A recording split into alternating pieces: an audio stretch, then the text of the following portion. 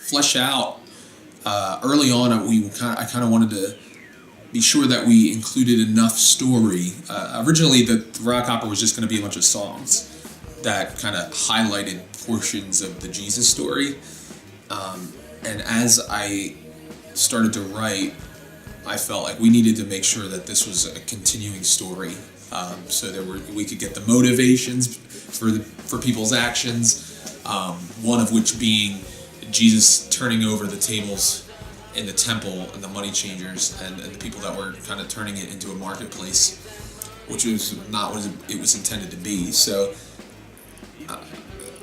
between that and play the part, we wanted to kind of set the stage for why Jesus would be, arrested, tried, convicted, and put to death.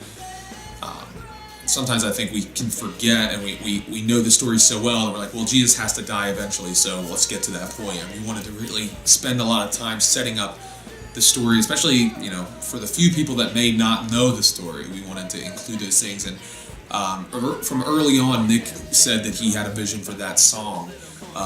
When we were first writing the CD, I kind of just I put a list of what topics I wanted to cover, and wasn't sure who was going to write what. I mean, obviously we had some of the songs established, but Flesh Out was a song that Nick, I feel like, kind of grabbed a hold of right away. When Nick first played the demo of Flesh Out to me, I knew that it had to be that way.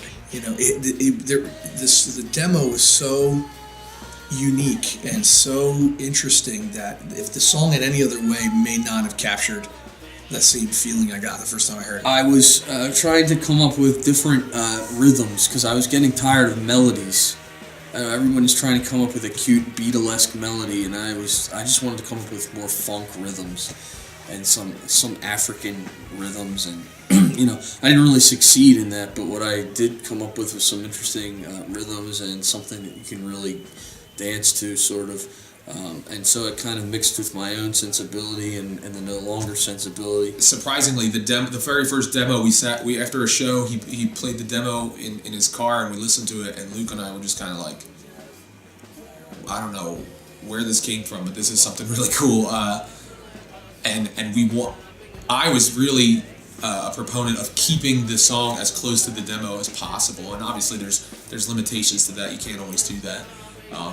But the original demo had such a cool vibe to it and captured a sound that we had never really seen before out of our music, which was the groove and just kind of that repetitive rhythm that we kind of can sometimes get too busy with things and just allow a song to develop an overall groove. And it was cool how it all came together. It's a very odd song because it really doesn't have much of a structure to it, but then it does at the same time. It has 2 verses and 2 choruses and an outro, but they don't really match. It's very it was a song written very quickly, and it kind of has that feel to it. My favorite part is the outro, and just recording that. It was funny because we when we recorded that song, we needed a tambourine, but the tambourine just wasn't cutting the track the way we wanted to. It just sounded too brash, so we actually took one of my son's little toy tambourines and used that, and it creates a cool element because, I don't know if it's because it's nickel or whatever it is, but it almost has the sound of coins being shaken in a bag, which is appropriate because of the fact that he turns over the money changers' tables, and I'm sure coins were flying everywhere. Took a lot of takes to record that drum track. The drums, the beat that is completely off the pattern of the song, it was very, very tough to master. I think maybe a third of our day recording drums was spent on that, trying to get that song right. It did take a couple hours to get it right.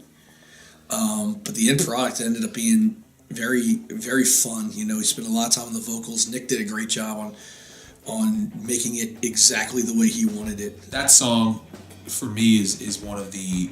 It was really difficult to mix and master, but I feel like we got it exactly the way it should have been, and hopefully the way Nick envisioned it originally.